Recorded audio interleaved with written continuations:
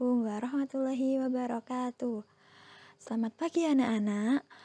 Bagaimana kabarnya hari ini? Nah, Ibu harap semuanya dalam keadaan sehat walafiat. Pada kesempatan pagi hari ini, Ibu akan menerangkan tentang bullying atau perundungan.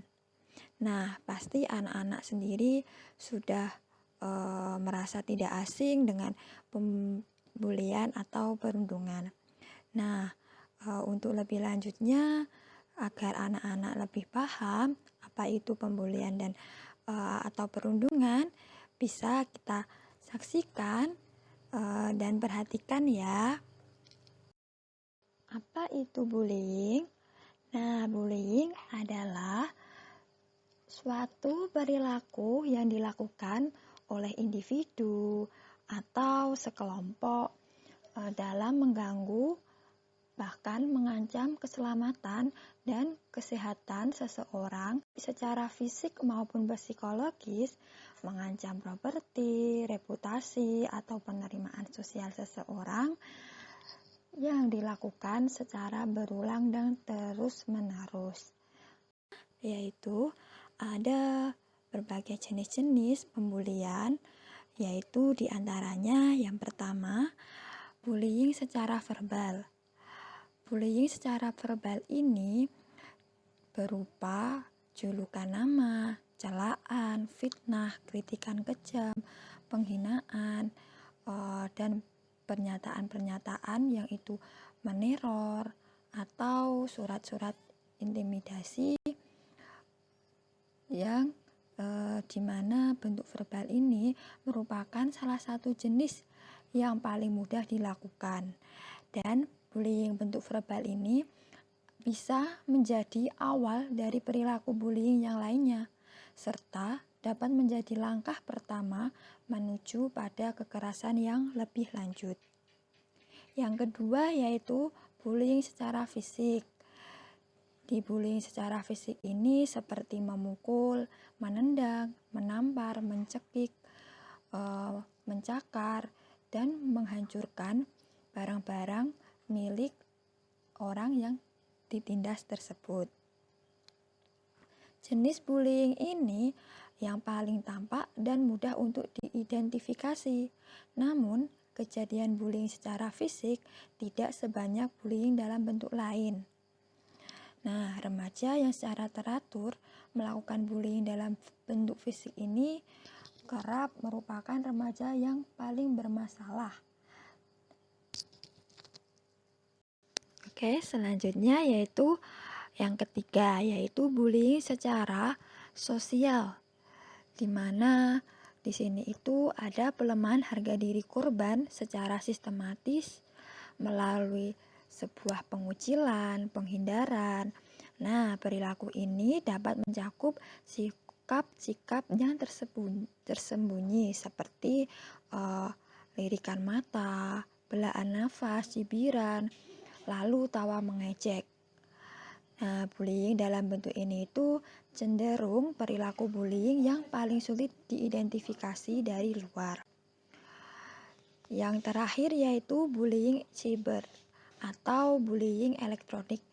Nah, bullying elektronik atau cyber ini kita dapat ditemui dalam media sosial.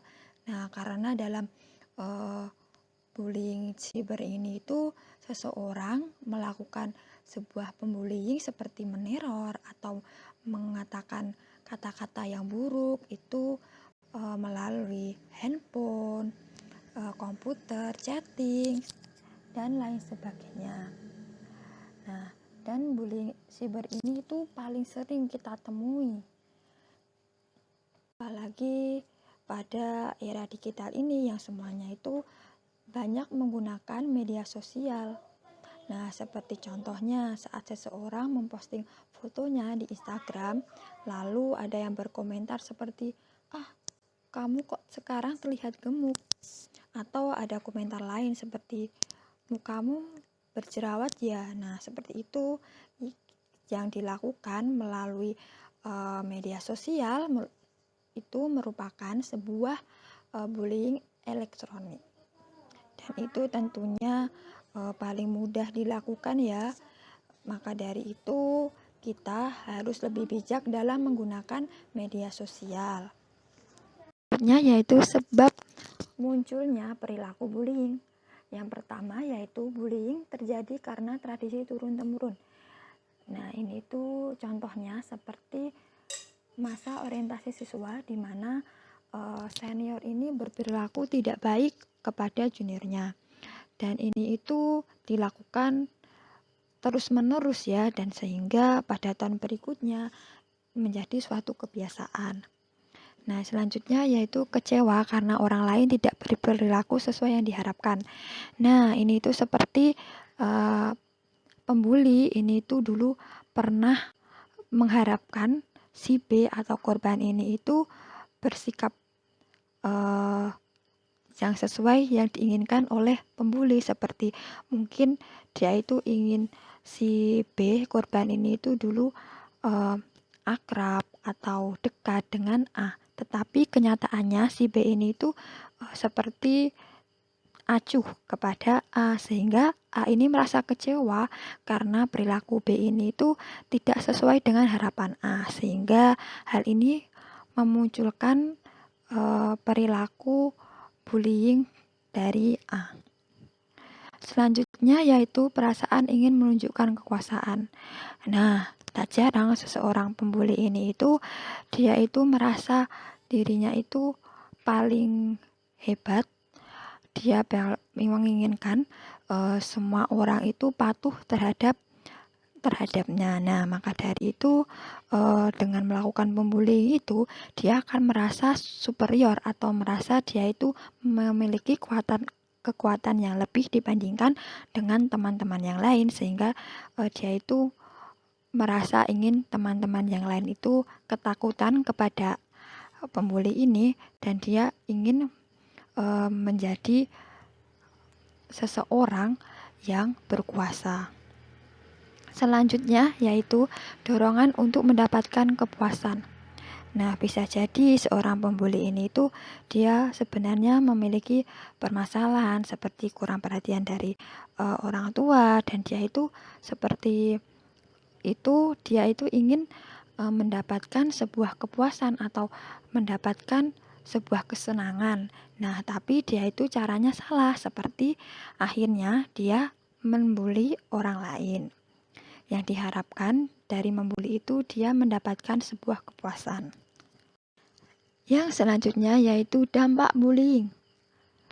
Dampak bullying ini dapat terlihat dari berbagai hal.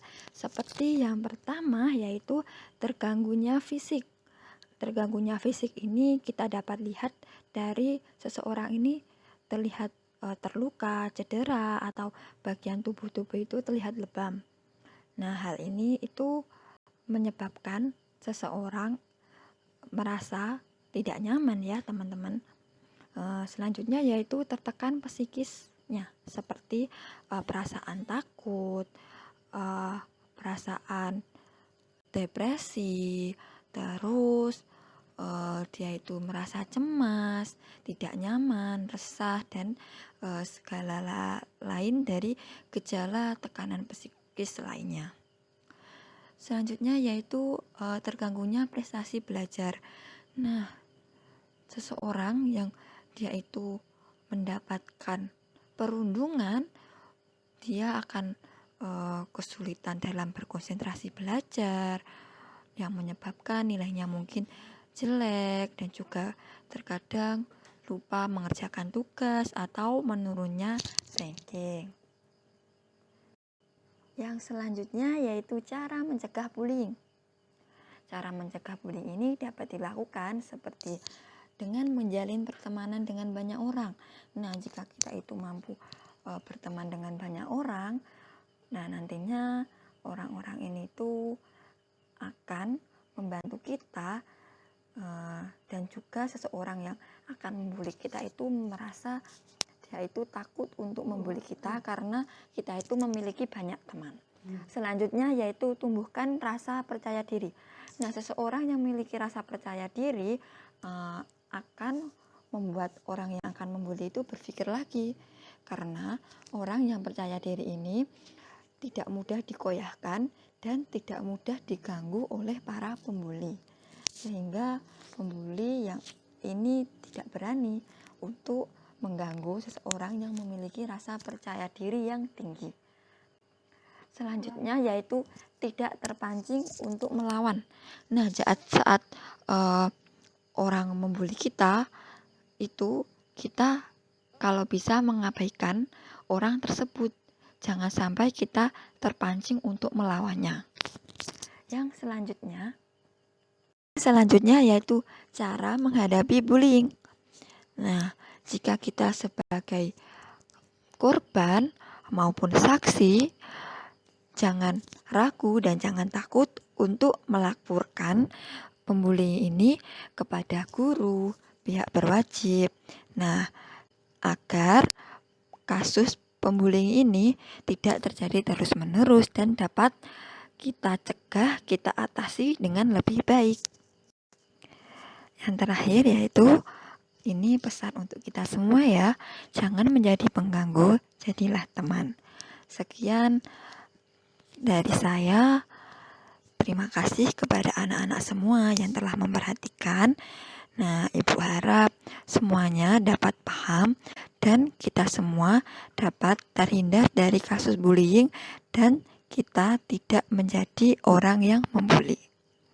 Semoga bermanfaat. Saya akhiri. Wassalamualaikum warahmatullahi wabarakatuh.